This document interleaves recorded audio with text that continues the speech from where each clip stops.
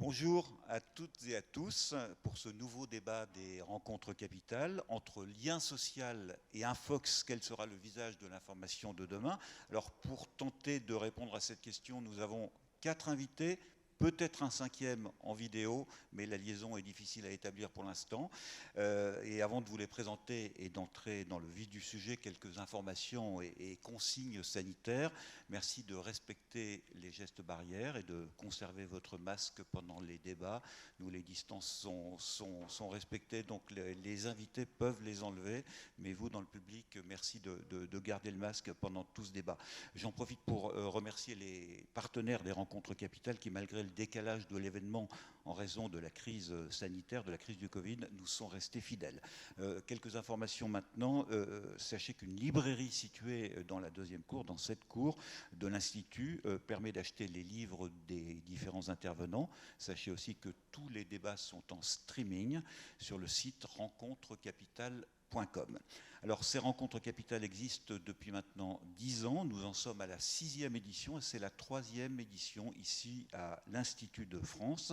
Pendant 3 jours, des académiciens, des penseurs, des acteurs scientifiques, économiques et culturels décryptent les métamorphoses, les mutations de notre société avec un thème cette année, réinventer. Les débats se déroulent sous la coupole, ici, non pas le grand auditorium, mais la grande halle. C'est un nouveau bâtiment. Ici, donc, dans cette grande halle, mais aussi dans la bibliothèque Mazarine. C'est un lieu somptueux également. Et puis dans la grande salle des séances. Une nouveauté cette année, ces échanges pluridisciplinaires sont pensés pour servir d'inspiration aux futurs travaux des académies et aux organismes de recherche associés à l'événement. Alors, ce débat, comme tous les autres, se déroulera en 3 parties d'une demi-heure.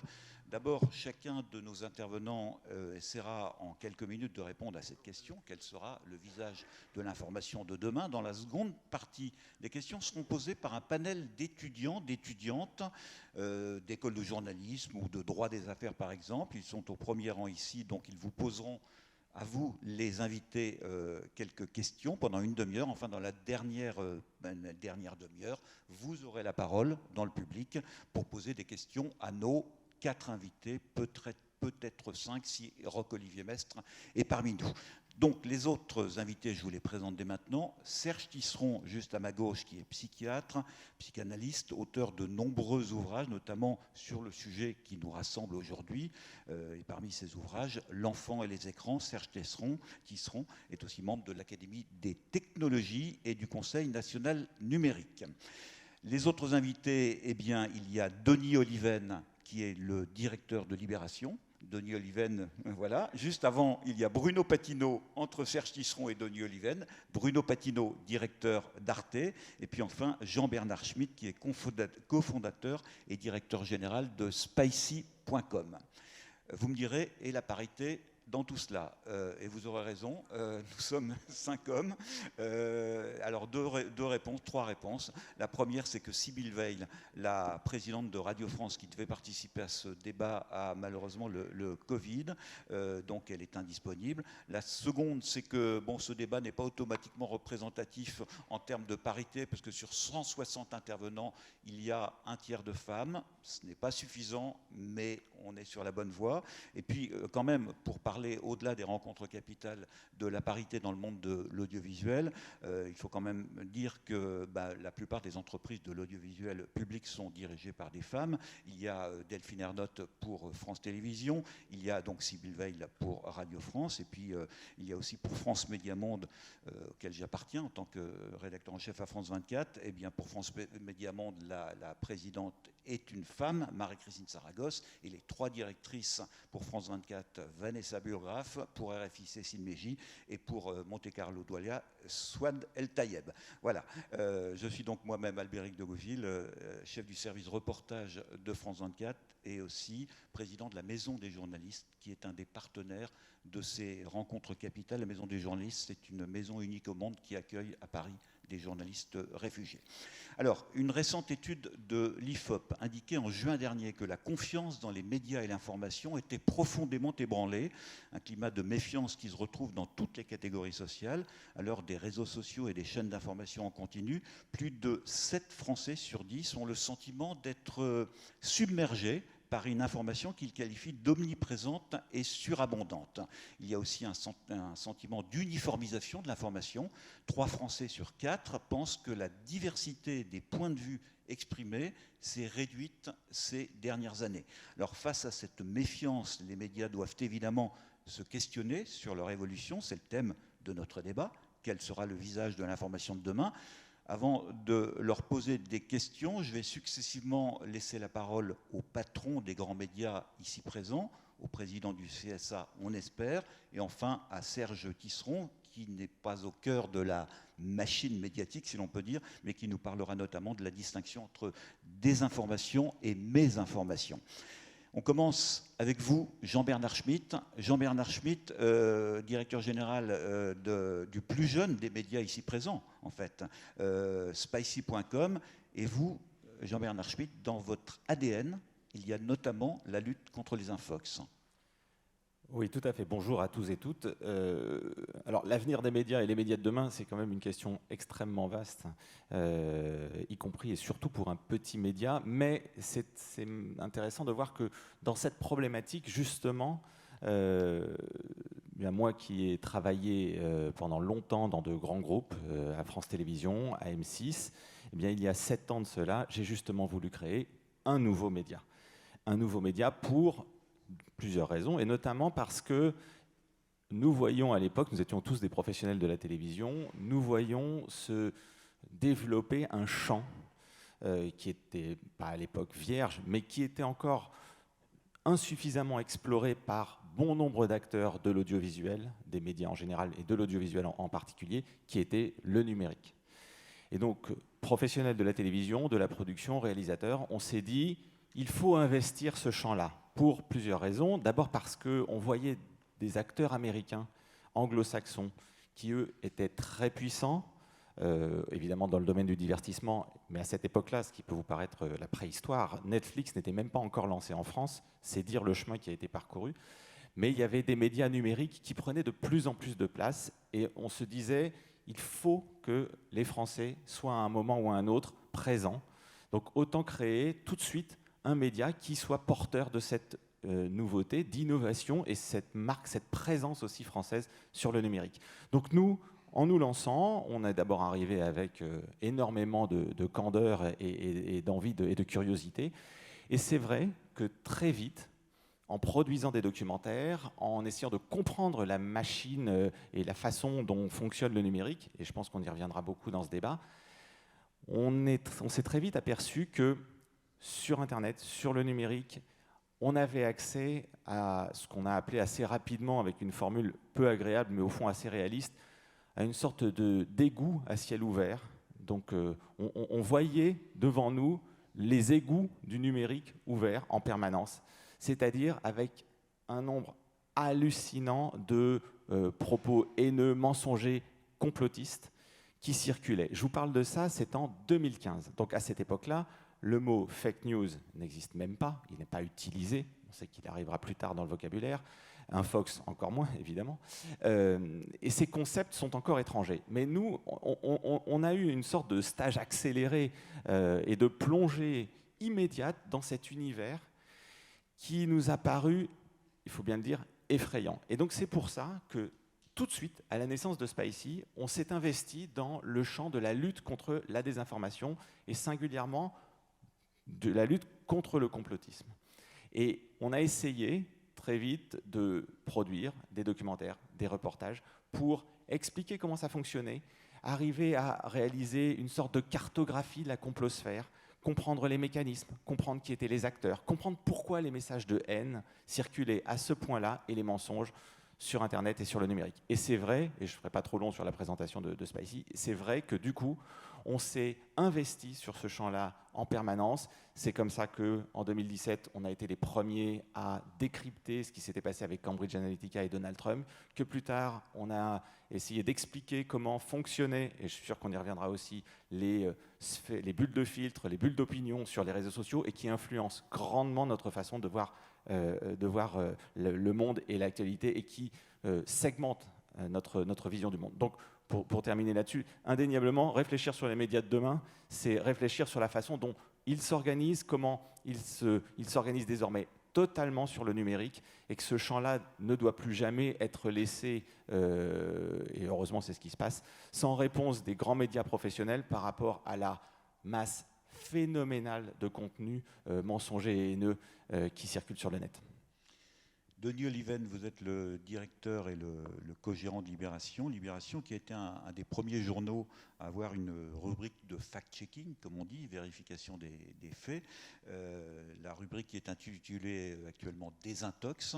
Est-ce que le fact-checking, c'est aussi un petit peu le visage de l'information de demain ? Deux précisions. D'abord, moi je suis le directeur de la gestion de Libération, donc la rédaction est totalement indépendante de moi. Et donc, rien de ce que je dis ne peut l'engager. Je dis ça pour que ce soit clair. Moi, je m'occupe des chiffres, pas des lettres. Et deuxièmement, on n'est pas l'un des premiers, on est le premier à avoir inventé, pas en France, mais en Europe, un service de fact-checking. Ça ne s'appelait pas fact-checking, il s'appelait en effet Désintox. D'ailleurs, on l'a fait très rapidement en collaboration avec Arte. Et il s'appelle maintenant Check News. Ces deux précisions étant faites, je voudrais peut-être de manière un peu dissonante dire la chose suivante. Si on change de focale, c'est-à-dire si on regarde un siècle ou un siècle et demi en arrière, je dirais, ça va vous paraître paradoxal, que l'information a progressé. D'abord au papier, allez voir Les Illusions perdues pour ceux qui n'ont pas lu le livre, ou même si vous l'avez lu, et vous verrez ce qu'était l'information à l'époque de Balzac. Donc, d'abord, les supports se sont multipliés. Au papier s'est ajouté la radio, puis la télévision, puis Internet. Et donc, la capacité de propagation de l'information s'est incroyablement multipliée. L'accès des consommateurs ou des citoyens à l'information a été fantastiquement augmenté. La démocratisation de l'accès à l'information a été fantastiquement augmentée. Autrefois, l'information était le privilège d'une élite, ça n'est plus le cas. Et troisième point, même dans notre pays, le pluralisme a considérablement augmenté. Pour moi, il y a deux critères d'un paysage médiatique ou d'information, enfin médiatique, démocratique, libéral, disons au sens de la liberté, c'est le pluralisme et la rigueur de l'information, qui suppose notamment une forme d'indépendance des rédactions. Et sur ces deux critères, on voit que globalement, en France en particulier, mais dans la plupart des pays démocratiques, le pluralisme a progressé. Il y a plus de manifestations d'opinions divergentes et l'indépendance des rédactions a également progressé. J'ajouterais à l'indépendance la rigueur, la déontologie, le professionnalisme, la responsabilité, disons, des informations. Donc, on a quand même un effet extraordinairement positif de progrès de l'humanité en matière d'information. À côté de ça, on a un sujet auquel on est confronté, c'est l'irruption à travers Internet, ou disons l'effet grossissant d'Internet sur les pathologies de la démocratie ou de la société des individus, les fake news, les communautés de rancœur, d'aigreur, etc., etc. Enfin, tous ces phénomènes qu'on constate. Mais en même temps, Internet est si jeune à l'échelle de l'histoire, si récent, que le fait que nous n'ayons pas encore trouvé complètement les mécanismes de régulation n'est pas anormal. Et j'observe sur ce terrain-là aussi que les choses progressent. Je me souviens, l'expression que vous avez employée, je crois que j'en suis l'auteur. J'avais dit dans un débat il y a une dizaine d'années que les forums d'Internet, c'était le tout à l'égout de la démocratie. Et à l'époque, je m'étais fait assassiner au nom du fait que j'étais liberticide. Et maintenant, je pense qu'il y a un consensus assez complet sur le fait qu'il faut qu'on protège la liberté fantastique qu'a donnée Internet, mais que d'un autre côté, on discipline cet univers, qu'on lui adopte, qu'on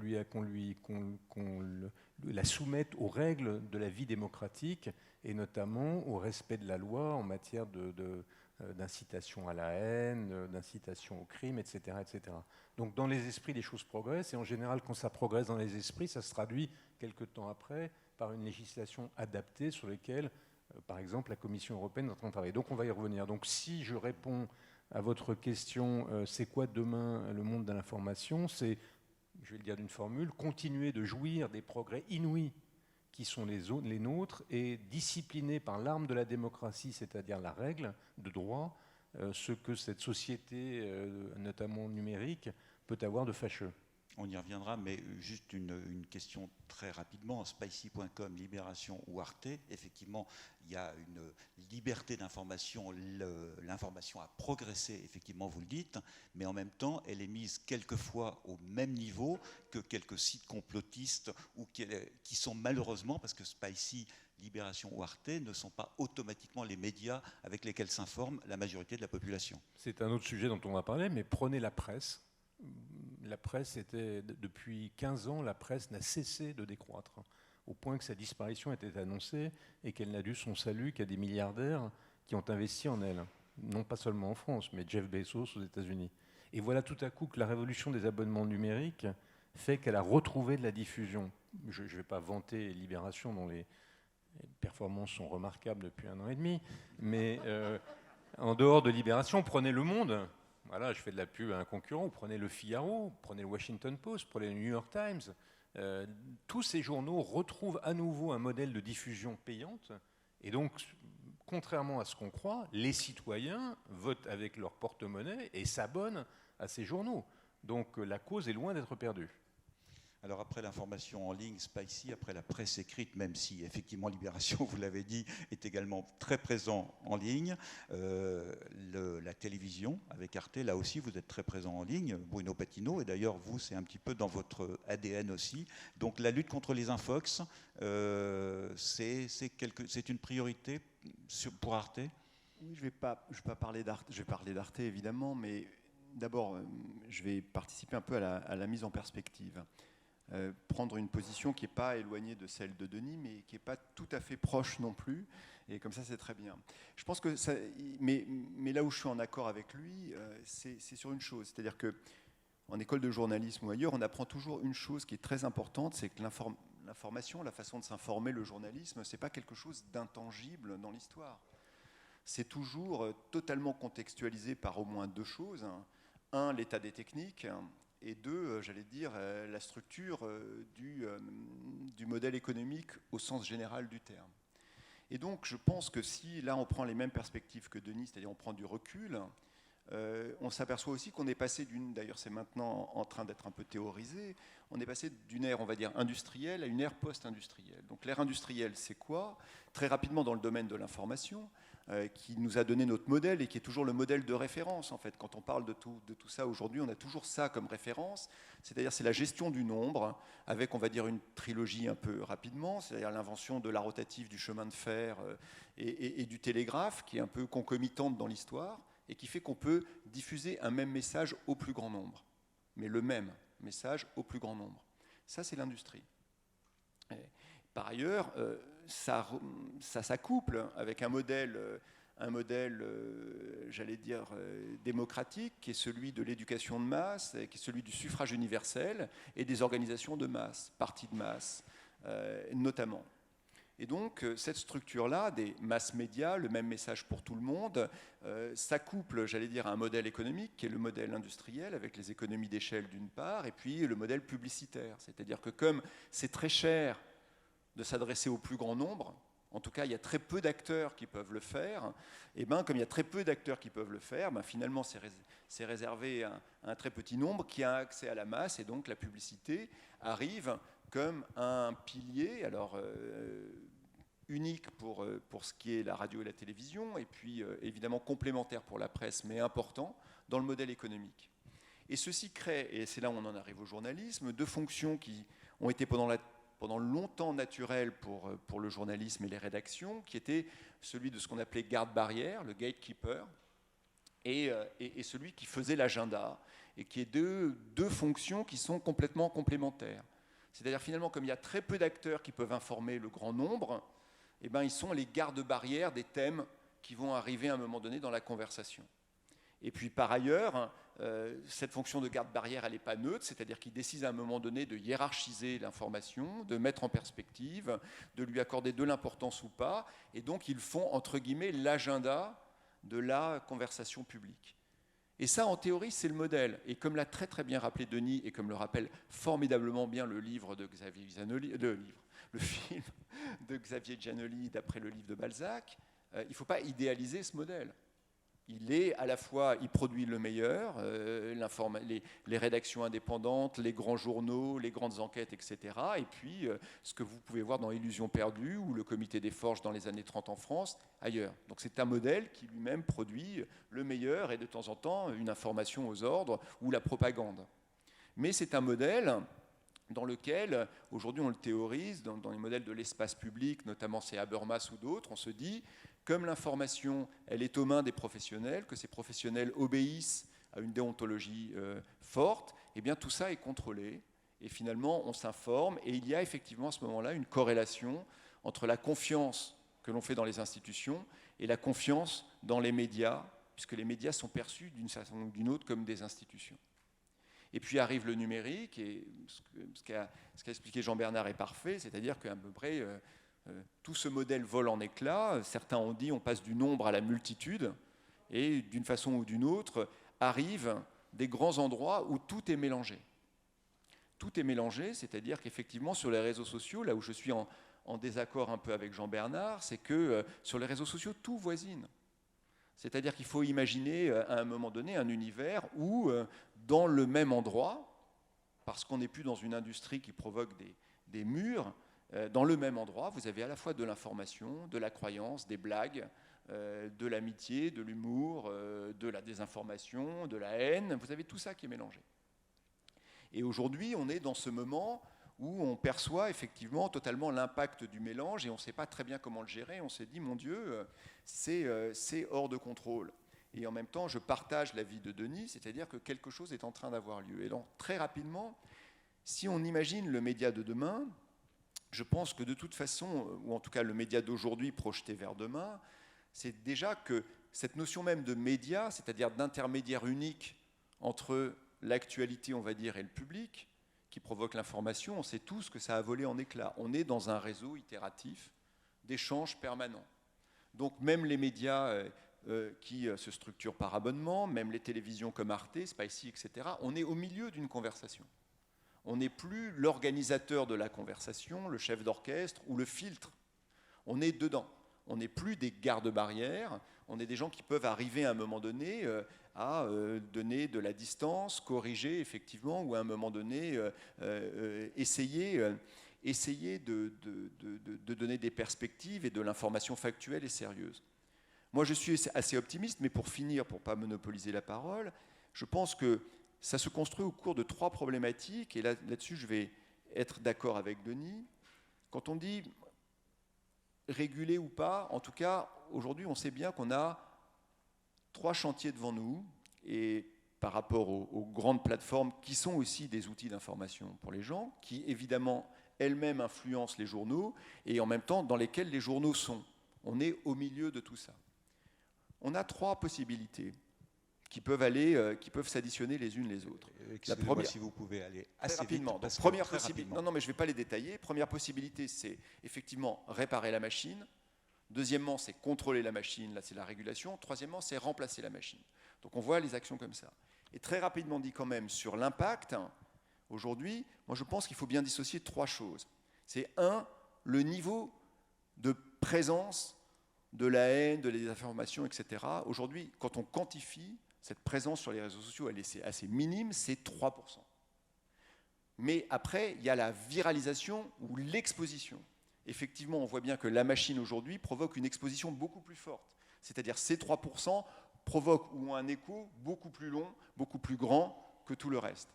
Mais le 3e point sur lequel, et j'arrêterai là, et peut-être pour Serge c'est bien d'ailleurs, c'est qu'il faut voir aussi quel est l'impact dans la vie réelle de ces fausses informations. Et ça reste à démontrer. Est-ce que cet impact, est-ce que la crédulité générale, personnelle, est aussi forte qu'on le dit ? Moi, je me questionne là-dessus. Je pense qu'en ce moment, la principale action des médias de demain, c'est moins d'agir sur les 2 premiers points que d'agir sur la crédulité. C'est-à-dire de permettre effectivement à chacun de vivre avec cet univers mélangé.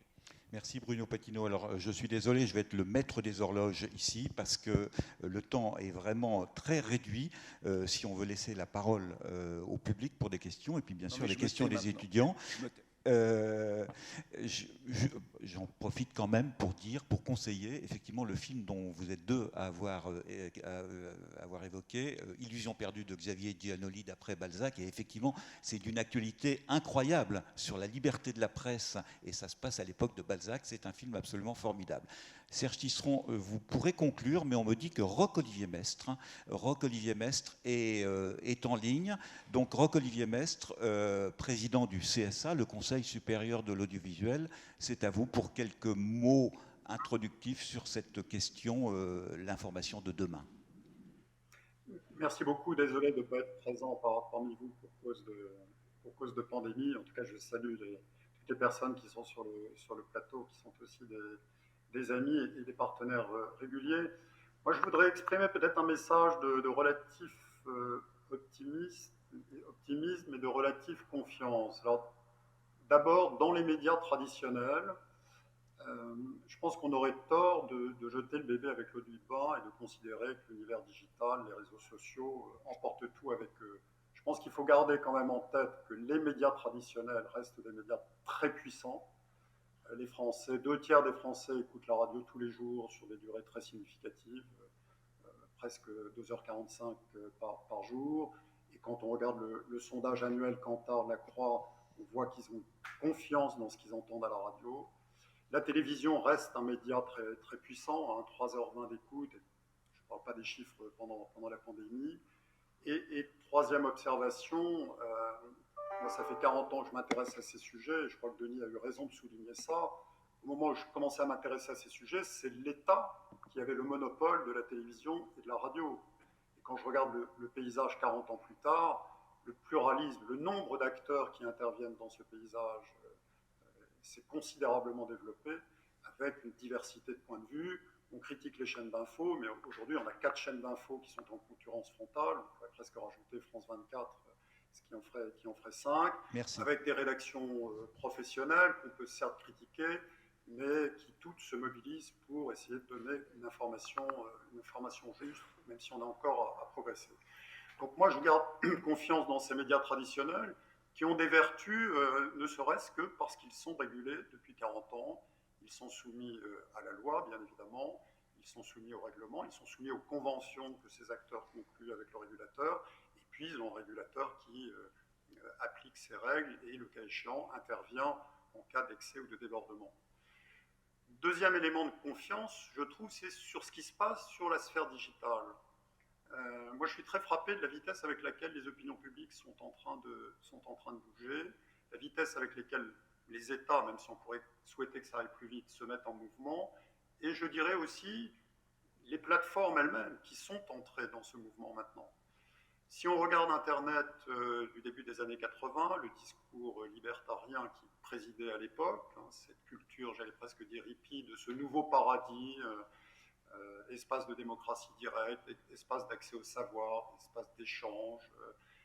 L'urgence à l'époque, c'était surtout que les États n'interviennent pas, et les réglementations qui se sont mises en place au début des années 2000 traduisaient cette philosophie.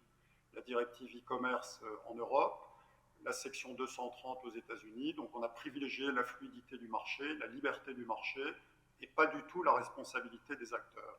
Et puis apparaissent les grands acteurs systémiques de l'Internet, ce qui font notre vie quotidienne, Facebook, Google, Twitter et autres. Et on a bien vu ce que l'autorégulation donnait. L'autorégulation, ça ne marche pas. On a vu le débordement des fausses informations, des contenus haineux. Et les opinions publiques se sont mises en mouvement face à ces excès. Christchurch en Nouvelle-Zélande, un massacre transmis 17 minutes en direct et repris sur les réseaux. Cambridge Analytica qui a été cité sur l'utilisation de nos données individuelles. On pourrait multiplier les exemples. Et du coup, les États, face à ces mouvements des opinions, sont mis en mouvement. Les Allemands ont commencé à légiférer sur les contenus haineux en 2016. La France a engagé plusieurs tentatives, la loi sur les fake news en 2018, la loi Avia l'année dernière, la loi séparatiste d'août de cette année sur les contenus haineux. L'Europe qui se met en mouvement, on va en parler, avec un nouveau projet de règlement, le DSA, qui est un modèle de régulation nouveau, et l'administration Biden elle-même qui a annoncé sa volonté de faire bouger la réglementation américaine, la section 230. Et donc l'enjeu qui est devant nous aujourd'hui, celui auquel on s'attaque, c'est d'inventer un modèle de régulation d'un nouveau type, qui soit à la fois respectueux de nos valeurs, les valeurs du continent, la liberté d'expression au premier chef, bien évidemment, mais qui en même temps mette en place une régulation d'un nouveau type, qui ne peut pas être la même que celle des médias traditionnels. C'est une régulation systémique, une régulation qui impose des obligations de moyens à ses acteurs, qui soumettent le contrôle de ces obligations de moyens à l'intervention d'un régulateur doté d'un pouvoir de sanction, et qui permettent également à la société civile et aux juges, bien évidemment, d'être présents dans le dispositif. Et donc je crois qu'on est en train d'assister à l'émergence progressive, trop lente certainement, pas assez ambitieuse peut-être, quoique, mais on est en train de voir apparaître cette régulation, et c'est la raison pour laquelle je ne participe pas au concert catastrophiste. Je pense que voilà, les choses sont quand même en mouvement, et donc je garde confiance dans les médias traditionnels, et de ce point de vue-là, Denis a eu raison de souligner la résilience de la presse écrite, qui montre des signes.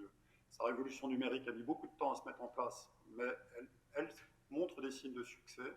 Et puis cette régulation naissante, encore balbutiante, mais en mouvement, des acteurs systémiques de l'Internet, avec des plateformes qui ont bien compris elles-mêmes. Maintenant, fonctionnellement, je dialogue avec elles quasi quotidiennement, que si elles ne bougeaient pas, leur situation serait intenable dans la durée. Donc voilà, je vais exprimer quand même un point de vue de confiance dans l'avenir. Merci Roch-Olivier Mestre, et on est ravis de voir que vous avez pu entendre les interventions des autres intervenants. Vous restez avec nous pour la seconde partie de ce débat qui sera consacrée aux questions des étudiantes et des étudiants. Mais avant cela, Serge Tisseron, vous allez avoir un regard en tant que psychiatre, psychanalyste, un regard plus décalé, mais pas automatiquement d'ailleurs contradictoire, avec celui des autres intervenants. Et vous souhaitez notamment, je crois, Serge Tisseron, évoquer la plateforme Cyberpsycho qui a été créée en 2019. Oui, merci beaucoup de m'avoir invité à ce débat. Alors effectivement, je suis un peu l'élément, je dirais pas marginal, mais différent par rapport aux intervenants précédents. Mais Bruno Battino m'a jeté une balle, donc je vais la prendre au bon. Il a bien fait la différence entre la quantité de messages de haine initialement balancés sur les réseaux et puis leur viralité, les nombreux relais qu'ils peuvent trouver. Alors effectivement, il faut, à mon avis, faire une différence très importante entre la désinformation et la mésinformation. La désinformation, c'est l'intox, la fake news, elle est faite avec l'intention de nuire. Alors on sait qu'elle peut émaner de puissances étrangères, on ne l'a pas évoqué, mais enfin c'est quand même un élément aujourd'hui de la cyberguerre, il faut quand même le reconnaître. Elle peut émaner de puissances politiques qui veulent modifier leur image, modifier leur écho, et puis évidemment les acteurs économiques. Et il a été montré qu'aux États-Unis, 66% des messages concernant les alternatives au vaccin, et donc le refus du vaccin émané d'une douzaine d'intervenants. Donc c'est la désinformation lucrative.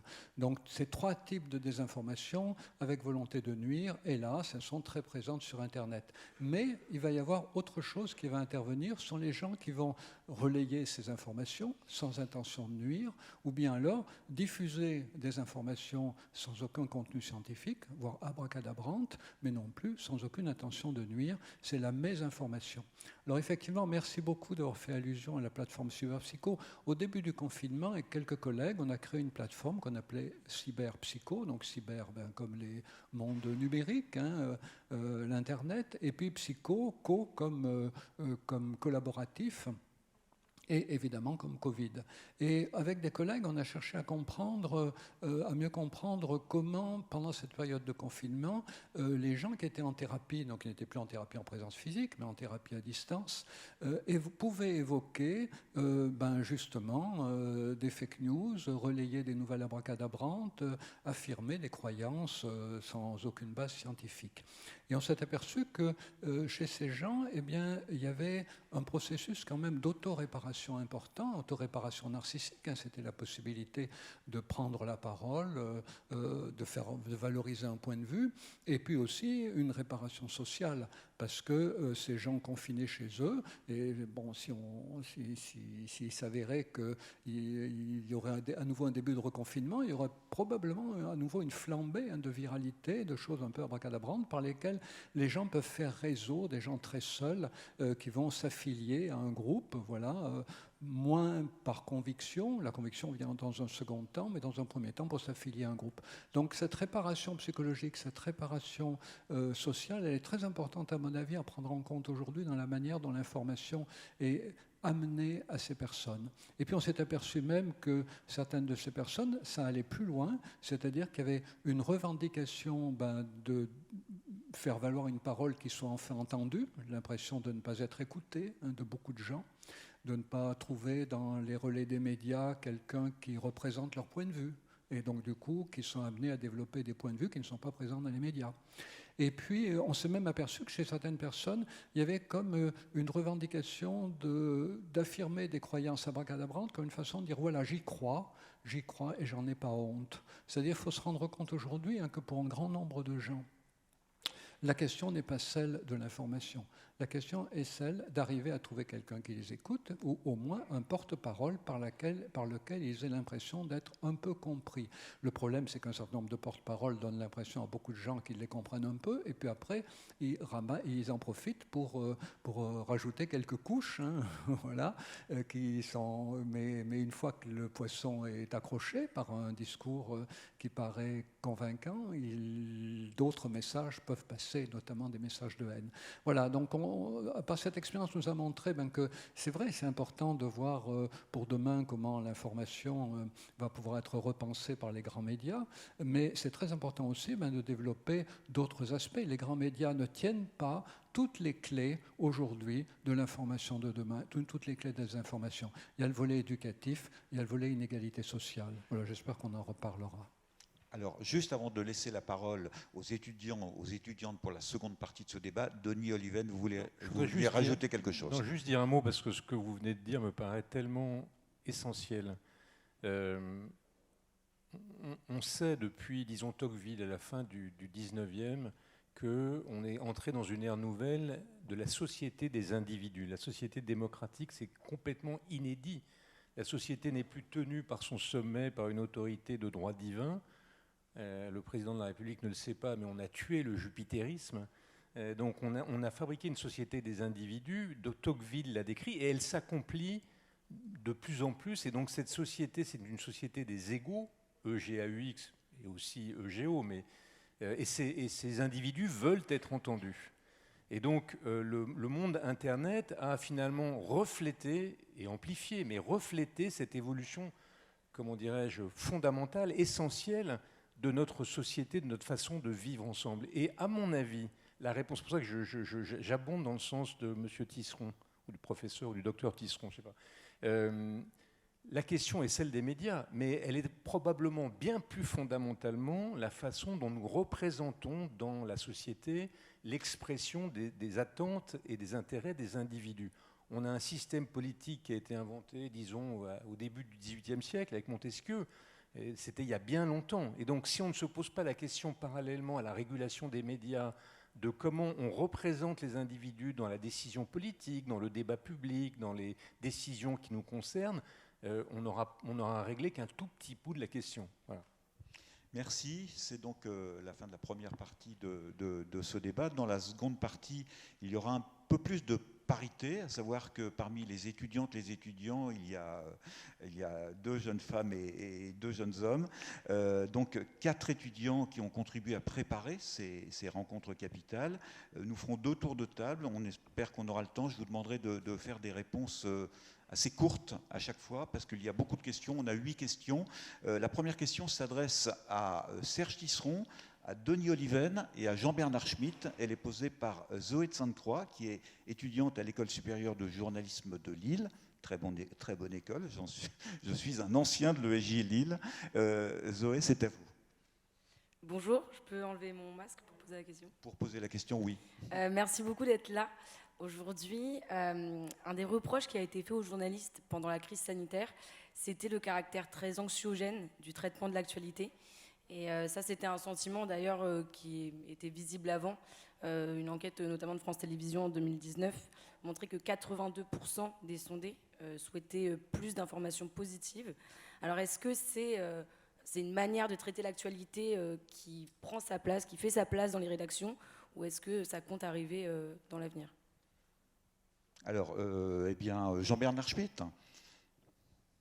Alors, bon, d'abord, c'est vrai que l'actualité, elle est angoissante. Ça, c'est vrai. Et dans les faits, tout ce qui vient d'être dit raconte aussi ça. C'est-à-dire que non seulement elle est angoissante, mais en plus, elle est ultra complexe. Et un des aspects de cette mondialisation totale, de cette globalisation de l'information, hein, qu'on a évoqué, c'est que, faites l'expérience, vous avez en temps réel, en permanence, connaissance de tous les problèmes du monde entier. Chez vous, sur vos smartphones, sur vos ordinateurs, c'est-à-dire que vous vous retrouvez placé au cœur du système informationnel global en permanence. Et la réalité, et je pense que effectivement ça rejoint aussi des problèmes psychologiques, c'est que de toute façon nous sommes dans l'incapacité de gérer tout ça. On est dans l'incapacité, je dirais, intellectuelle dans le temps imparti, dans l'incapacité émotionnelle à gérer le flux hallucinant d'informations qui nous arrivent. Je vais vous donner un exemple. Alors, quelque chose de très précis. Parce qu'en plus, cette information qui nous arrive en permanence, elle va se retrouver en confrontée et en rupture avec nos capacités d'action. Et ce qui va entraîner, ce qui va accentuer ce côté anxiogène de l'actualité. Exemple, ce matin. Vous avez une info qui est sortie sur le volume de la déforestation au Brésil de la forêt amazonienne. Donc on apprend, quelques jours après la COP26, que la déforestation dans la forêt amazonienne a augmenté de 22%. C'est énorme, énorme. Et de toute façon, ça n'a cessé d'augmenter sous le mandat de Bolsonaro. Mais la réalité, c'est que cette information brute, telle qu'elle on la reçoit le matin ou n'importe quelle heure de la journée quand on la reçoit, elle est complètement en disjonction avec notre capacité d'action immédiate. Et c'est ça qui va faire ce côté ultra anxiogène de l'information. Vous avez le monde entier en permanence sur votre smartphone, et en plus, je caricature, mais vous ne vous sentez pas la capacité d'agir par rapport à ces informations. Et ça ne s'arrête pas, ça ne s'arrête pas, ça ne s'arrête pas. Donc, je vais faire vite pour ne pas accaparer la parole. Qu'est-ce qu'on peut faire par rapport à ça ? Par rapport à ce côté anxiogène. Et là, je vais rejoindre énormément de choses qui ont été dites par rapport à tout à l'heure. Parce que moi, j'ai démarré sur mon terrain de jeu qui est le numérique. Mais la réalité, c'est là où on se rejoint, c'est que moi, j'ai une immense confiance dans les médias traditionnels. Justement.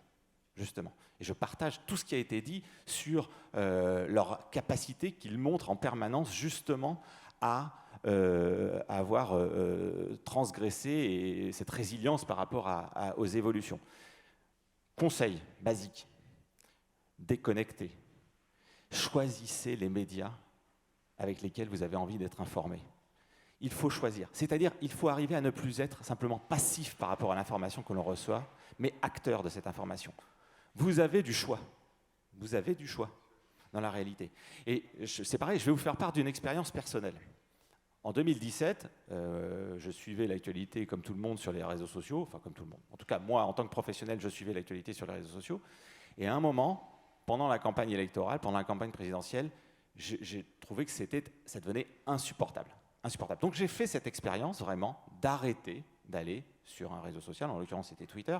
J'ai fait cette expérience de tout arrêter. Et dans ces cas-là, on passe dans une démarche proactive. C'est-à-dire qu'au lieu d'être au centre de la conversation dont parlait Bruno tout à l'heure, et de se voir arriver toutes les informations, vous devenez acteur de votre propre information. C'est-à-dire que vous retournez sur les sites des journaux, des télévisions, des radios, vous rachetez le journal, ce qui peut paraître comme un acte, là encore, quasiment antique, mais pourtant qui est essentiel.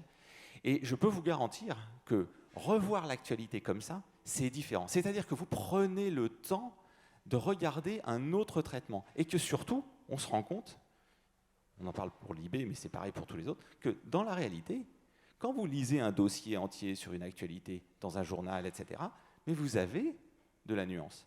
Vous avez plusieurs points de vue. Il n'est pas question de mettre sous le tapis les problèmes, mais de ne pas parler des solutions. Donc en fait, prendre le temps de regarder cette information, prendre le temps de lire des choses, d'écouter des choses, de regarder des reportages, des documentaires, etc., c'est aussi arriver à se protéger par rapport à ce côté ultra anxiogène du volume d'informations phénoménales qui nous arrivent et que dans la réalité, nous n'avons pas la capacité de traiter en temps réel. Alors, vous nous conseillez de prendre le temps, et là, je vais avoir un message totalement contradictoire avec vous, c'est-à-dire que je vais vous demander de ne pas prendre votre temps pour répondre aux questions, parce que nous n'avons plus beaucoup de temps, justement. Donc, Denis Oliven, cette première question, si vous pouvez répondre. Je vais très vite. D'abord, quand vous vous déconnectez et que vous ne choisissez qu'un seul média, pensez à Libé.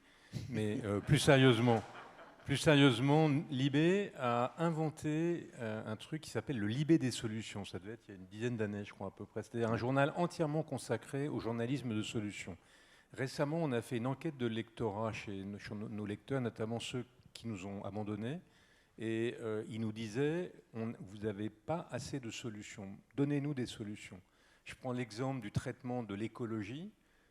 Nous, on traite tous les problèmes de l'écologie, le drame de la crise climatique, mais on devrait aussi, on le fait, on va progresser, on devrait aussi montrer que tous les jours, il y a des choses, moi je suis un écolo-optimiste, je crois que l'innovation va nous sauver, mais il y a tous les jours des innovations brillantes, géniales, qui nous font progresser, ou des comportements, donc oui, je pense que c'est un axe clé qui est à la fois, qui répond à notre mission et qui répond aux attentes de nos lecteurs. Donc il faut qu'on développe ce journalisme des solutions.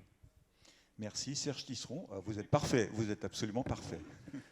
Oui, la solution, c'est les solutions, hein, effectivement. Je rejoins tout à fait Denis. Alors, en revanche, c'est peut-être plus compliqué pour l'audiovisuel que pour la presse papier, parce qu'il y a les images. Et il peut y avoir des images extrêmement angoissantes parce qu'elles ont été prises au téléphone mobile par les protagonistes du drame au moment d'une catastrophe naturelle, au moment d'une guerre. C'est des images formidables, les journalistes ont envie de les montrer. En même temps, elles nous plongent brutalement, hein, au cœur de drames inouïs. Et alors, ça, c'est très, très émotionnel, c'est la tripe absolue. Et si le présentateur, en plus, n'a pas l'habileté de laisser ses émotions de côté, ce qui arrive parfois quand les événements sont particulièrement dramatiques, on voit que le présentateur lui aussi est ému, ben, ça fait une nouvelle couche d'émotions à gérer pour le spectateur devant son écran. Et puis, souvent, la contextualisation n'est pas à la hauteur, hein. Je pense qu'il y a encore beaucoup de progrès à faire dans l'information télévisée pour beaucoup mieux contextualiser tous les événements, notamment sur le plan géographique et un petit peu historique. Et puis, voilà, les solutions, c'est-à-dire la capacité qu'a un individu qui prend une information d'avoir l'impression que cette information lui est utile pour gérer sa propre vie. Alors, soit pour venir en aide aux victimes, et ça, c'est chaque fois qu'il y a un appel à l'aide, vous savez qu'il dépasse tous les espoirs des gens qui l'ont lancé. Alors, pourquoi ? Pas parce que les gens sont fondamentalement généreux, ben, enfin, on peut penser que si, quand même, ça va être optimiste, mais aussi parce que c'est le seul moyen de reprendre un pouvoir sur une situation extrêmement anxiogène. Et puis, un pouvoir sur sa propre vie. Moi, un tremblement de terre, d'accord, il a lieu au Japon, mais si ça arrivait pas loin, qu'est-ce qu'on ferait ? Voilà. Et donc aussi, profiter des informations sur les événements de l'étranger pour éventuellement préparer les populations qui regardent nos programmes ici en France. Donc, je crois qu'il y a en effet... Alors, certains journaux peuvent le faire très bien, mais je pense qu'au niveau de l'audiovisuel, il faudrait peut-être sanctuariser, hein, quelque chose en fin de JT qui serait un petit peu voilà, l'équivalent de solutions possibles. Je trouve que trop souvent, il y a l'idée que pour éviter d'angoisser trop les gens, il faut leur faire une chronique d'une bonne nouvelle, c'est-à-dire le concours des chiens, le concours des chats, un cochon extraordinaire, je ne sais pas, une vache qui parle. Bon, non, ce qui peut rassurer les gens, c'est pas ça du tout. Ce qui peut rassurer les gens, c'est pas de finir le JT par un truc voilà, qui fait rire. Ce qui les rassure, c'est de finir le JT par une situation qui a pu être présentée dans ce JT ou dans un autre. Elle est anxiogène, mais voilà, si ça vous arrivait, vous renvoyez peut-être à des sites internet, renvoyez à des associations, ou bien si vous voulez venir en aide aux populations. Mais je crois qu'il ne faut pas opposer l'anxiogène au rassurant. L'anxiogène doit devenir rassurant parce qu'on y propose des solutions. Merci. La seconde question, elle est pour Roch-Olivier Mestre, qui est encore avec nous, mais qui, je crois, doit nous quitter assez vite. Roch-Olivier Mestre et Bruno Patino. Elle est posée par Baptiste Bonnefoy. Je vais vous demander de vous lever pour poser la question, pour être face à la caméra, qu'on puisse vous voir. Baptiste Bonnefoy, qui est étudiant à l'ESCP, c'est Business School, en marketing et communication. Oui, donc bonjour à tous. Merci déjà d'être là. C'est quand même un débat super intéressant. Au-delà de ça, ma question en fait se base sur les chaînes d'information qu'on voit naître de plus en plus depuis quelques années, des chaînes d'information qui nous vantent le mérite d'une information en continu, que ce soit comme BFM TV pour ne pas les citer ou même CNews. Et on se rend compte énormément, nous en tant que jeunes, peut-être que ces informations parfois manquent de décryptage, ou manquent même de sens réel. Pensez-vous que du coup ces informations et plutôt même ces chaînes de télévision vont tenter à s'accroître et peut-être qu'on va se tourner vers des informations qui vont être dévoyées de sens, et qui vont peut-être mener simplement à des chaînes d'information voulant chercher le buzz et se concentrer du coup à remplir des quotas? Alors je vais laisser Roch-Olivier Mestre, j'espère que vous êtes toujours avec nous, Roch-Olivier Mestre répondre en premier. Alors, c'est vrai que ce risque peut exister. On a une singularité dans le paysage français, je le disais tout à l'heure, c'est d'avoir 4 chaînes qui sont en concurrence frontale, donc 3 chaînes qui fonctionnent sur le même marché publicitaire.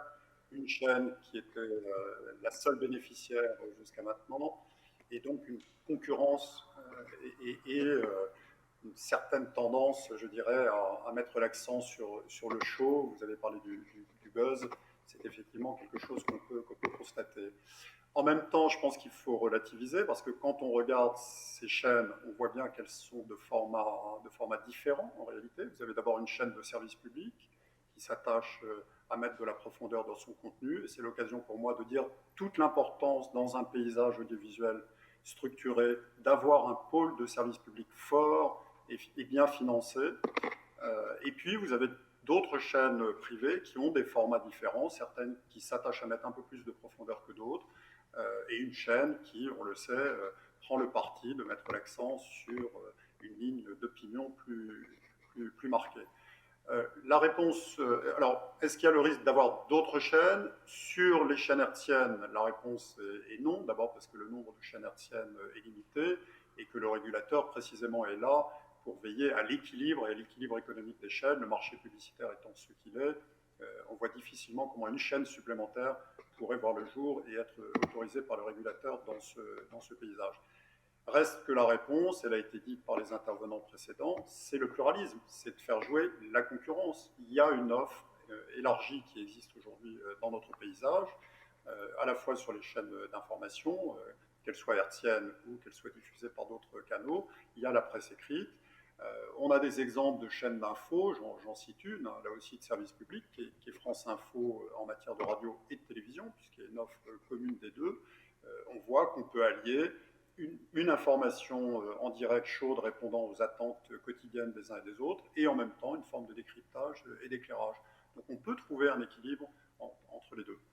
Avant de laisser Bruno Patino répondre, juste une question très rapidement, Roch-Olivier Mestre. Vous avez cité une chaîne qui a une opinion politique très marquée, en l'occurrence c'est CNews. Est-ce qu'il y a eu des dérapages de CNews ces derniers mois, ces dernières années? Est-ce que vous avez des moyens de pression assez forts, vous, au CSA, contre cette chaîne notamment? Absolument. Écoutez, le CSA est intervenu à plusieurs reprises sur cette chaîne, a prononcé des mises en demeure, a prononcé, c'était la première fois dans l'histoire des chaînes d'information, une sanction financière significative à l'issue de dérapages marqués.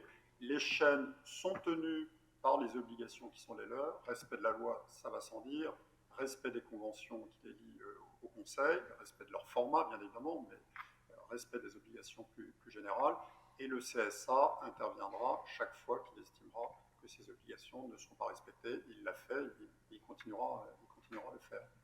Merci Roch-Olivier Mestre. La réponse donc à la question de Baptiste Bonnefoy avec vous, Bruno Patino. Moi, je n'ai pas grand-chose à rajouter à ce qu'a dit Roch-Olivier Mestre. Je suis d'accord à 100% avec ce qu'il vient de dire, mais peut-être compléter sur deux choses ou une perspective très rapide. D'abord, effectivement, rappeler ce qu'a dit Roch-Olivier, c'est-à-dire l'absolue nécessité du pluralisme. Après, deux choses peut-être pour rajouter la mise en perspective. La première, c'est que malgré tout, les Français ne s'informent pas majoritairement via les chaînes d'infos. Là, je rejoins ce qu'a pu dire Denis à un moment donné. Ces chaînes d'infos-là, quand on regarde leur audience cumulée, les niveaux d'audience ou autres, ça reste un outil utile d'information des Français, mais c'est quand même très minoritaire, sauf dans des moments de, comme on dit en bon français, breaking news, de grands événements où là, à ce moment-là, votre premier réflexe, enfin en tout cas mon premier réflexe, c'est évidemment il se passe quelque chose d'inattendu.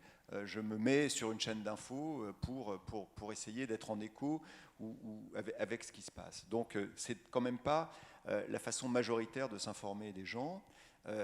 Deuxièmement, ça a été évoqué par Roch-Olivier, c'est un peu mon obsession personnelle, mais le poids de l'économie là-dedans, on voit bien que, je ne vais pas juger là idéologiquement les chaînes, mais petit à petit, certaines chaînes d'infos deviennent des chaînes de commentaires, d'opinion et de commentaires, dont le modèle est de générer à son tour du commentaire et de l'opinion.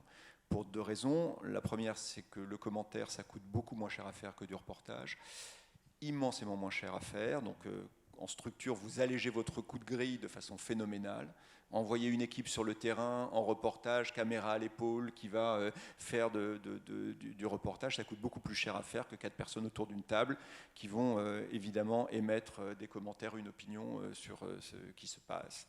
Et la deuxième chose, c'est que comme ça provoque du commentaire sur le commentaire, ça provoque des audiences plutôt en hausse, qui fait que dans des périodes où il n'y a pas beaucoup d'actu, vous occupez l'antenne pour pas cher en ayant de l'audience, donc économiquement, évidemment, si vous êtes dans une économie de marché, ça marche.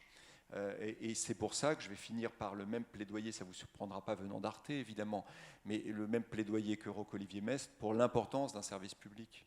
Parce que le service public, Arte fait partie du service public. On peut en dire tout ce qu'on veut, et je ne plaide pas pour qu'il y ait un monopole public sur l'information. Je suis d'accord avec Denis, d'accord avec Roch-Olivier et avec Jean-Bernard, le pluralisme est très important. Mais c'est important d'avoir des acteurs dans le pluralisme.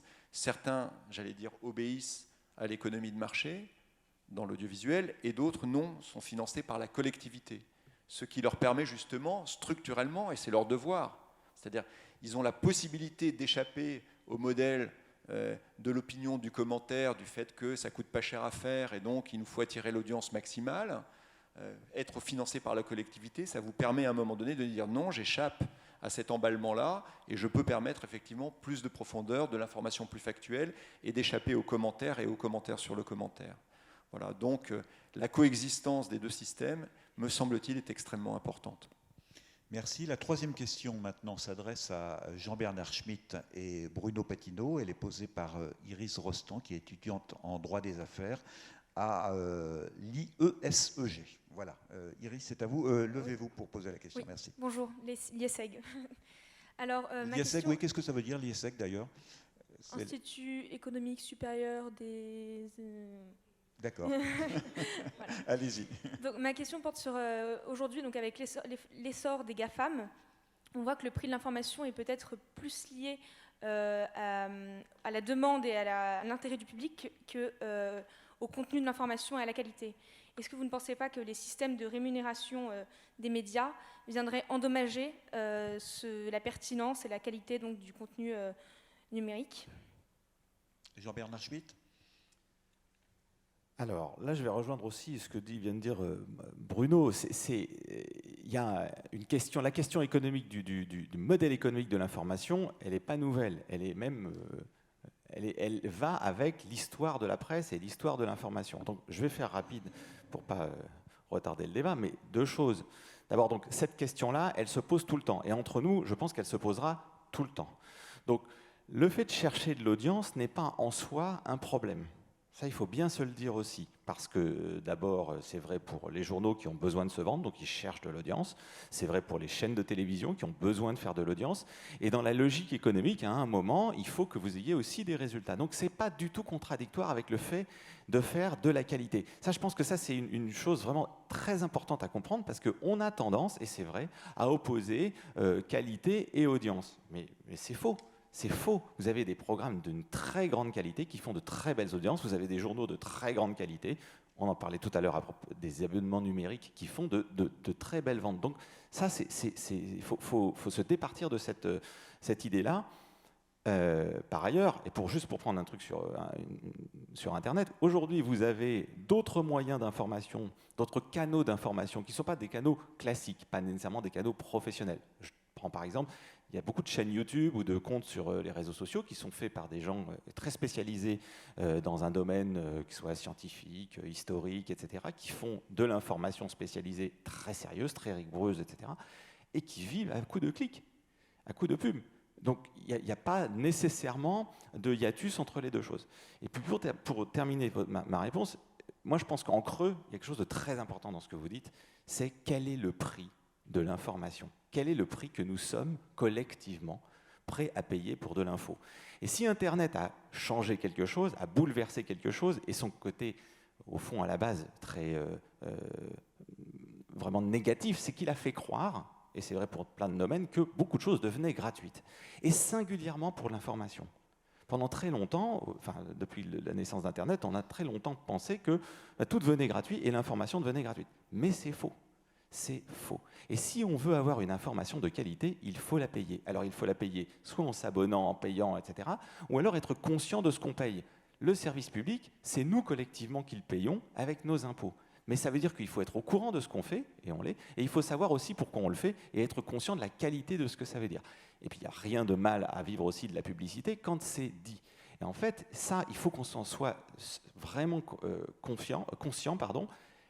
Une info de qualité, ça se paye. Et sinon, eh bien, on mettra en danger ce pilier de la démocratie. Donc ça, je crois qu'il faut arrêter de penser que l'info, elle peut venir gratuitement, de tomber du ciel gratuitement. Effectivement, ça se paye, ça se rémunère.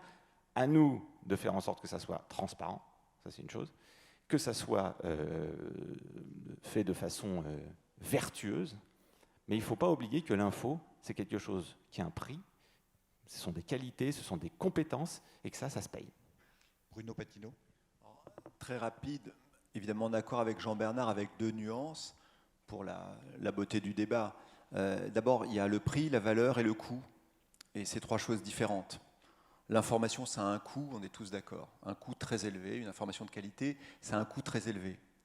Après, il faut en faire percevoir la valeur à la personne. Et la valeur, on sait qu'il y a la valeur individuelle, l'information, ce que ça me rapporte, et puis il y a ce que les économistes appellent les externalités, c'est-à-dire la valeur sociale de l'information. Et aujourd'hui, je pense qu'on commence tous à voir, à percevoir, comme plusieurs fois dans l'histoire, à quel point la valeur collective de l'information est importante, c'est-à-dire le coût induit d'une société complètement désinformée, il est hors de prix en fait. C'est-à-dire on voit ce qui se passe donc la valeur de l'information c'est une chose. Et puis après son prix c'est encore autre chose. Il y a un historien des médias aux États-Unis qui s'appelle Paul Starr qui a étudié un peu l'émergence de la presse, la grande presse au 19e et au début du 20e, qui montre qu'en fait le prix sur lequel on paye l'information est toujours incomplet. C'est-à-dire on ne paye jamais l'ensemble de la valeur individuelle et de la valeur collective de l'information. Il y a la publicité, il y a les aides d'État, y compris aux États-Unis, etc., etc. Donc Internet a évidemment contribué à non pas modifier totalement tout ça, mais à mettre à mal le modèle traditionnel, on va dire, du prix de l'information, qui était pour la presse écrite un modèle publicité, achat par le lecteur, faisait qu'en gros ça s'équilibrait, et puis pour l'audiovisuel souvent un modèle de gratuité totale publicitaire à cause de la puissance. Mais moi je suis assez optimiste aussi sur l'émergence de modèles économiques extrêmement complexes en termes à un moment donné d'information. L'essentiel c'est de faire prendre en compte par chacun de nous la valeur individuelle et collective de l'information pour que le modèle économique puisse en supporter le coût. Je vais terminer en vous donnant un exemple. On parle souvent des modèles, Denis l'a fait, il y a le modèle publicitaire gratuit, il y a le modèle évidemment par abonnement, Libé, Le Monde et d'autres, et puis il y a les modèles qu'on appelle freemium, mélange gratuit, mélange par abonnement, et puis il y a un dernier modèle, tout ça pour nous rendre un peu plus optimistes. Regardez le modèle du don. Le Guardian. Le Guardian est un des meilleurs journaux en langue anglaise aujourd'hui, enfin journaux, site internet en langue anglaise, extrêmement puissant. Le Guardian est parti en disant je vais être gratuit et je vais vivre grâce à la publicité, puis au bout de 10-12 ans, leur audience était colossale et le modèle publicitaire n'arrivait pas à les faire vivre pour des tas de raisons que je n'ai pas le temps ici de détailler. Et ils se sont dit, mais non, mais ce qu'on va faire, quand vous regardez le Guardian à la fin, en général, vous avez un petit truc dans l'article qui vous dit, si vous êtes arrivé jusqu'ici, c'est-à-dire jusqu'à la fin de l'article, c'est donc qu'on vous a apporté quelque chose, une valeur individuelle à l'information, une valeur collective. Et donc, si vous y tenez, si vous y accordez un prix, dans ces cas-là, aidez-nous et faites des dons au Guardian. Abonnez-vous à un don, faites un don immédiat, devenez contributeur du Guardian. Vous n'aurez pas un droit supplémentaire, c'est des petits trucs, mais notre site n'est pas payant. Mais contribuer, c'est une espèce d'impôt volontaire, si vous voulez, associé à un site. On est bien d'accord, Denis. C'est un impôt volontaire associé à un site. Mais ce que je veux dire par là, je ne dis pas que ce modèle est duplicable partout.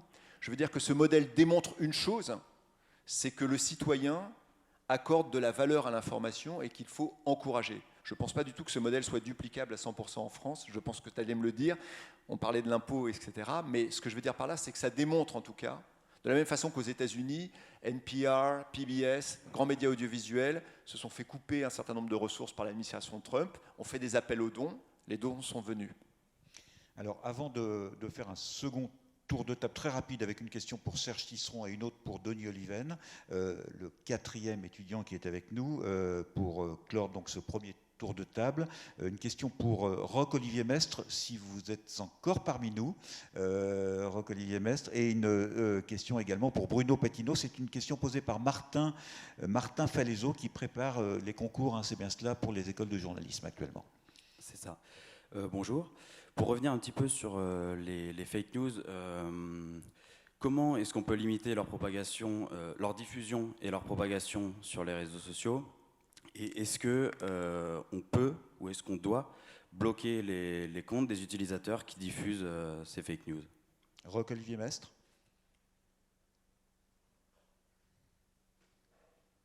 Vous nous entendez? Non, visiblement, la connexion... Ouais, vous êtes un peu figé, donc Bruno Patino. Oh bah, je vais être très rapide en fait. Est-ce qu'on peut, est-ce qu'on doit? Vous avez 3 questions sur ça, dans les réseaux sociaux par rapport à tout ça. C'est, est-ce qu'on essaye de contrôler ceux qui circulent, donc le quoi? Est-ce qu'on essaye de contrôler qui le fait? Ou est-ce qu'on essaye de contrôler comment ça circule? Et donc aujourd'hui, vous avez, tout le monde essaye de voir un peu ce qu'on peut faire. Juste dire, c'est que on n'y arrive pas quand on fait une seule chose. C'est-à-dire, moi je pense, comme l'a dit Denis, hein, mais je pense qu'on est tous d'accord, que ça ne peut pas rester la jungle. À un moment donné, il faut que ça respecte les vies de la civilité. Entre la jungle et la prison, il y a la société. Hein. Je veux dire, il n'y a pas le modèle, il y a le modèle carcéral d'un côté où tout est contrôlé, il y a le modèle de la jungle totale, et puis il y a le modèle de la citoyenneté, de l'accès à la liberté. Donc ce qu'a dit Denis était, me semble-t-il, parfait au début, c'est-à-dire à la fois promouvoir la liberté d'expression, la liberté de circulation sur les réseaux, mais à l'intérieur de certaines règles. Et après tout, nous autres êtres humains n'exerçons jamais aucune liberté sans règles. Ça n'existe pas, ça s'appelle la licence, c'est autre chose. Mais ce qui nous permet de vivre ensemble, c'est de vivre libre avec des règles, parce que ces règles garantissent l'exercice de la liberté. Donc juste pour, très rapidement, parce que le temps passe, 3 pistes. Est-ce que j'essaye de contrôler ceux qui circulent? Alors il y a eu à un moment donné une approche technologique en disant l'IA va nous permettre de, et puis on s'aperçoit que ben non, il y a plein de pertes en ligne, on n'y arrive pas, c'est compliqué, les contextes sont compliqués. Alors on dit en plus on embauche des gens pour contrôler les messages, mais vous avez vu récemment, il y a un chiffre, c'est-à-dire que Facebook a 600 modérateurs pour tous ses contenus en langue arabe. Donc les gars, il leur faudrait des journées de 380 heures pour arriver à contrôler à peu près ce qui se passe. Donc c'est impossible. C'est impossible, ça veut dire qu'il ne faut pas le faire, mais ça ne suffit pas. Ou en tout cas, on voit que ce n'est pas la solution. Ensuite, c'est qui? Il y a des gens, on ne va pas leur permettre d'être sur les réseaux parce que c'est comme un club, ce qu'a dit Soriano à un moment donné, donc on peut tout à fait admettre qui est là ou pas. Alors, on voit aussi l'exclusion de Donald Trump, mais après le Capitole, compliqué. On demande à la Cour suprême de Facebook, le Facebook Oversight Board, d'avoir des règles. Donc là aussi, on essaie de supprimer les robots. Des milliards de robots sont supprimés depuis les débuts, mais là aussi, ça ne suffit pas entièrement. Je crois qu'il y a la 3e piste aussi, c'est le comment ça circule, c'est-à-dire qu'à un moment donné, tout ce qu'on appelle responsabilité algorithmique aujourd'hui, c'est d'essayer d'étudier les effets des algorithmes accélérateurs. Pour dire, à partir du moment où ça existe, ça passe entre les mailles du filet, à partir du moment où les gens sont là, on ne les a pas encore identifiés et ils sont là effectivement pour mettre un peu de désordre dans tout ça, et ben, faire en sorte qu'ils ne soient pas trop accélérés et trop amplifiés. Donc ça n'est pas la transparence algorithmique qui veut dire on contrôle les algorithmes, mais on mesure les effets des algorithmes et on essaye de les réduire un peu quand c'est des effets pervers de circulation. Voilà en 15 secondes. Bien, alors deux dernières questions. Une pour Jean-Bernard Schmitt. Denis Oliven. Question posée par Zoé de Sainte-Croix. Alors Albéric a parlé de parité, de manque de parité en tout cas aujourd'hui, donc je pense que c'est une bonne introduction à ma question. Il y a quelques mois, Canal+ a diffusé donc, le documentaire de Marie Portolano, la journaliste, le documentaire qui s'appelle « Je ne suis pas une salope, je suis une journaliste » et qui a mis en lumière les violences sexistes et sexuelles dont peuvent être victimes les femmes journalistes de sport et plus généralement les femmes journalistes. On l'a vu plus récemment avec le mouvement Balance ton média ou l'affaire PPDA qui a d'ailleurs fait la une de Libé récemment. Donc finalement, ma question c'est est-ce que le visage de l'information de demain sera féminin et autant dans les sujets d'actualité traités que dans les rédactions? Et si oui, comment comptez-vous y parvenir? Alors d'abord, ayant été élevé par une mère qui était l'une des fondatrices du MLF, je suis sensible depuis ma plus tendre enfance à la question. Et donc moi-même, j'ai essayé d'appliquer dans toutes les entreprises par lesquelles je suis passé les principes qui sont seuls de nature à atteindre l'objectif, c'est-à-dire à nouveau des règles. Donc si je prends l'exemple de Libération, le dernier en date, on a passé un accord avec les partenaires sociaux qui déterminent des règles de parité stricte. Parité stricte dans les postes de responsabilité et égalité salariale, lutte contre la discrimination. Et donc on a des objectifs, on a regardé où on était, je ne sais pas combien de pourcents il y avait de rédacteurs en chef adjoints qui étaient femmes et combien étaient des hommes. Et puis, on a calculé, on est convenu de combien de temps il nous fallait, compte tenu des entrées et des sorties, pour atteindre l'objectif de parité. Et tous les ans, on vérifie que ces objectifs que les objectifs annuels qu'on s'est donnés sont atteints. Et pareil pour l'égalité salariale homme-femme, femme-homme, on a des objectifs pour atteindre la stricte égalité salariale et on poursuit ces objectifs. Donc toute la politique d'augmentation annuelle, la politique de salaire de recrutement, enfin toutes ces choses-là sont sous revue. Et de fait, aujourd'hui, en termes de parité dans l'exercice des responsabilités, on y est quasiment, et même plus parfois. La direction de la rédaction, il y a 5 membres, il y a 3 femmes. Donc en termes de chef de service, chef adjoint, etc., on est quasiment à la parité. Et l'égalité des rémunérations, on n'y est pas encore, mais la dérivée est bonne. Donc voilà. À partir de cet exemple, je vous donne ma conclusion qui est on doit faire ce que les Américains appellent de la discrimination positive. Ça n'est pas du tout, moi je ne suis pas du tout hostile. Je ne crois pas que ce soit le contraire de l'universalité ou de la méritocratie. Parce qu'on ne mérite pas les discriminations dont on fait l'objet.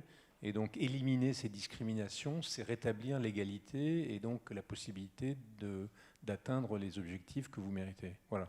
Et c'est ce que on fait à Libé, d'autres entreprises le font, et c'est ce que j'ai fait dans toutes les entreprises où je suis passé. Juste un petit peu d'autosatisfaction de ma part, travaillant à France Média Monde, il y a un baromètre avec pourcentage, et sur France Média Monde, qui regroupe France 24, RFI et Monte Carlo Doualiya, on atteint le chiffre de 100, donc maximum. Voilà, en termes de parité. Bruno Patino, vous voulez rajouter quelque chose? On fait un peu moins bien parce qu'on est à 99. Non, c'est vrai. Bien, dernière question qui va être posée à Serge Tisseron par Iris Rostand. Dernière question pour Serge Tisseron. Alors, on accuse parfois les médias d'entretenir le phénomène terroriste et de leur offrir une tribune sur laquelle ils n'auraient pas de place. Et certains auteurs précisent qu'il faudrait censurer ces actes terroristes dans les médias et pour ne pas leur accorder cette illégitime tribune. Qu'en pensez-vous ? Oui, alors il faut comprendre qu'il y a des degrés dans l'anonymisation, dans la censure de l'identité des terroristes. Alors McLuhan évoquait en effet de ne pas évoquer les actes de terrorisme. Ça serait extrêmement dangereux parce que les gens ne pourraient pas penser qu'ils vivent avec, on ne pourrait pas s'y préparer. Alors après, on peut anonymiser leur image, hein, c'est-à-dire éviter de montrer leurs photos et surtout, parce que quand même il y a des graves erreurs qui ont été faites, montrer des photos dans lesquelles ils se mettent en valeur eux-mêmes. Hein. Mais de façon générale, éviter de montrer leur image, sauf évidemment si cette image est médiatisée parce qu'ils sont vivants et qu'ils ont un procès. Mais il y a aussi parfois la tendance à vouloir anonymiser leur nom, c'est-à-dire ne pas prononcer, ne pas les nommer avec leur nom et leur prénom. Et là, à mon avis, c'est beaucoup plus discutable, parce que ce qui distingue un être humain du non-humain, c'est que chaque humain a un prénom et un nom.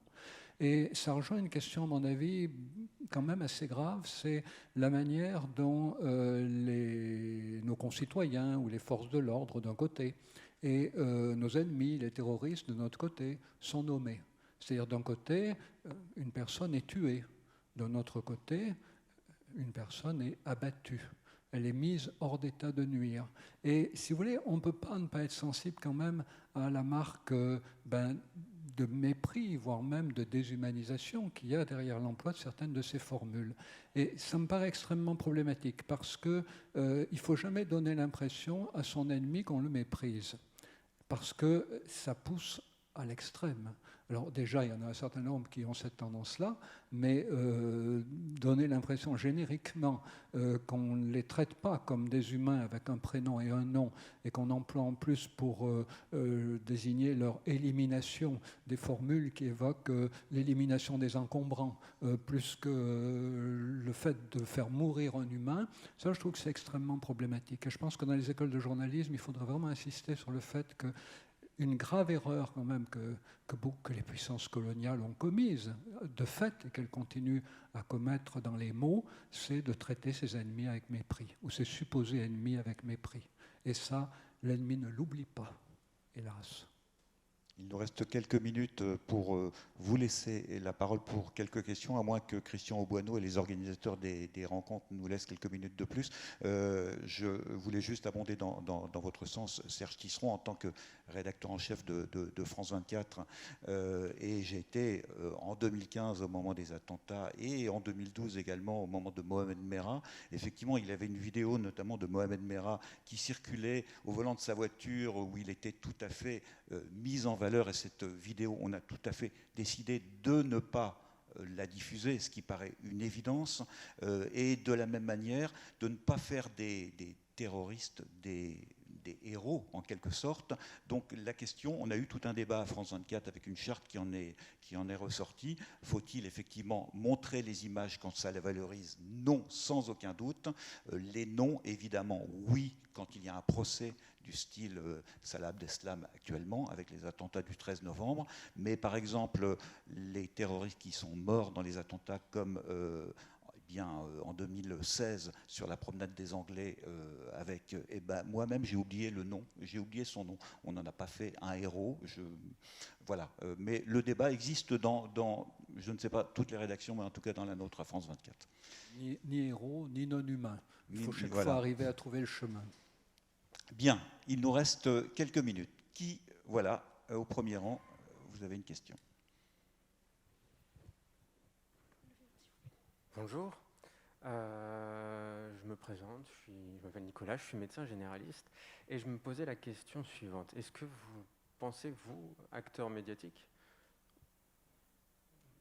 vous êtes psychiatre, vous travaillez aussi là-dessus, est-ce que vous pensez que vous auriez davantage un rôle à jouer dans l'éducation aussi du récepteur? On parle beaucoup de l'émetteur, vous les médias, mais finalement on a parlé assez peu du récepteur, le public. Est-ce que vous ne pensez pas que vous auriez un rôle à jouer de terrain, notamment dans les collèges peut-être, pour apprendre aux élèves qui seront les futurs citoyens à avoir une lecture critique des articles qu'ils peuvent lire sur Internet ou des images qu'ils peuvent voir à la télévision ou ce qu'ils entendent à la radio?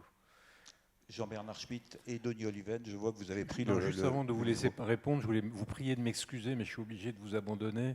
Je dois filer, donc je vous remercie tous infiniment de votre attention et j'espère qu'on va se revoir. Merci. Alors, Jean-Bernard Schmitt, vous répondez à la question. Et Bruno Patino, vous me disiez que vous deviez partir également ? 12h30 comme prévu, voilà. Merci pour cette question, parce que ça me permet, moi, de rebondir aussi sur une chose que Bruno a dit tout à l'heure qui est essentielle et qui répondait aussi en partie à votre question. Parce qu'il y a toute la régulation dont on a parlé, alors qu'elle soit, je ne reviens pas dessus, légale, personnelle, etc.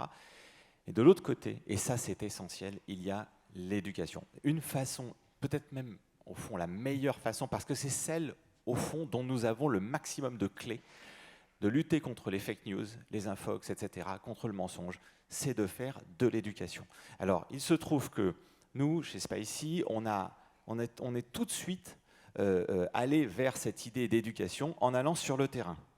En allant sur le terrain, dans des classes, dans des collèges, dans des lycées, dans des écoles primaires, pour faire ce qu'on appelle aujourd'hui communément de l'éducation aux médias. Mais là encore, je vous parle d'il y a 4, 5, 6 ans, où ce n'était pas du tout constitué encore comme ça, et pour vraiment se confronter au terrain.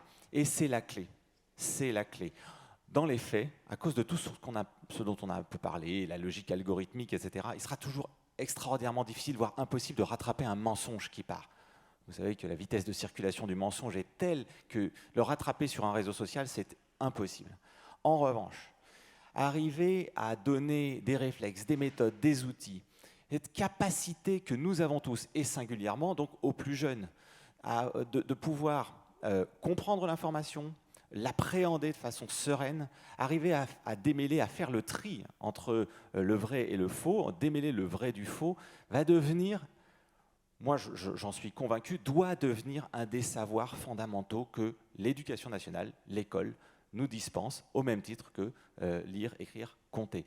Démêler le vrai du faux deviendra essentiel, parce que l'univers informationnel tel qu'on l'a un peu évoqué et brossé tout au long de cette matinée, il ne changera plus, ça ne reviendra plus en arrière. On mettra peut-être des garde-fous et des règles, il y en a peut-être un peu plus.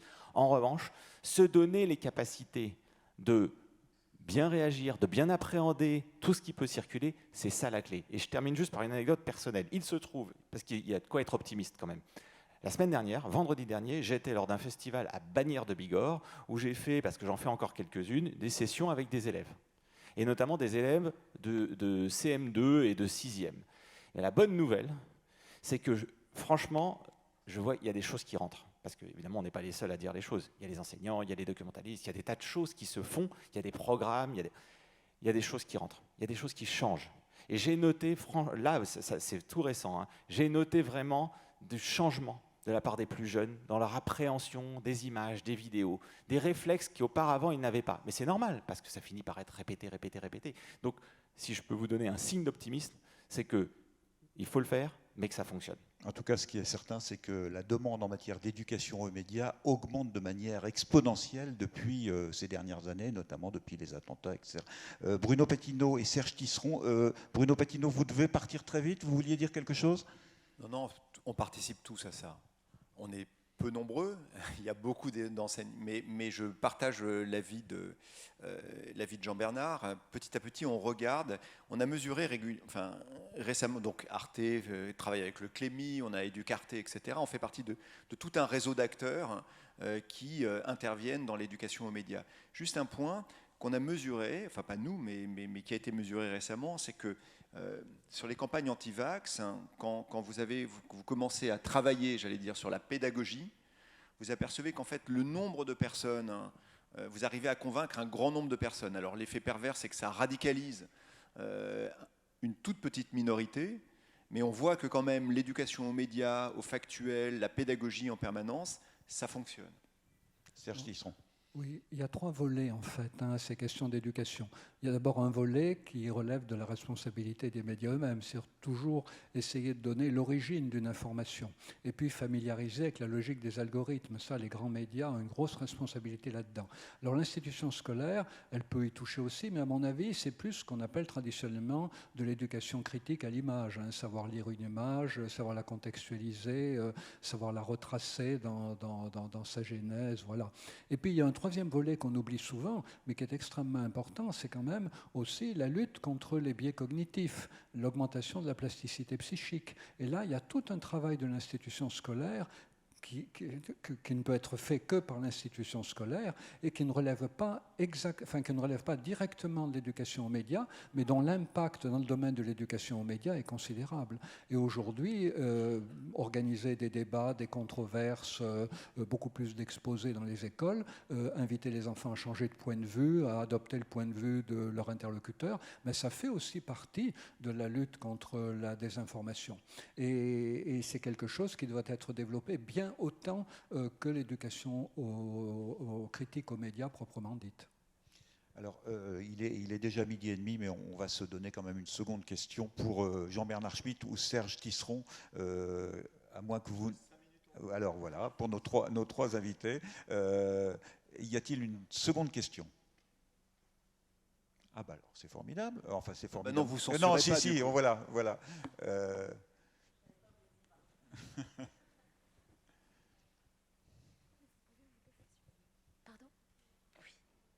Valérie Rohr, je fais de l'éducation aux médias, journaliste, je fais de l'éducation aux médias en formation et auprès de publics comme les écoles. Donc je confirme, on est très très mobilisés, on est très nombreux. D'ailleurs, il y a une certification qui va se mettre en place. Quand j'interviens, moi, en classe ou en prison, par exemple, ce que je constate, c'est peut-être que je vais être excessive, mais un espèce d'effondrement de la culture générale.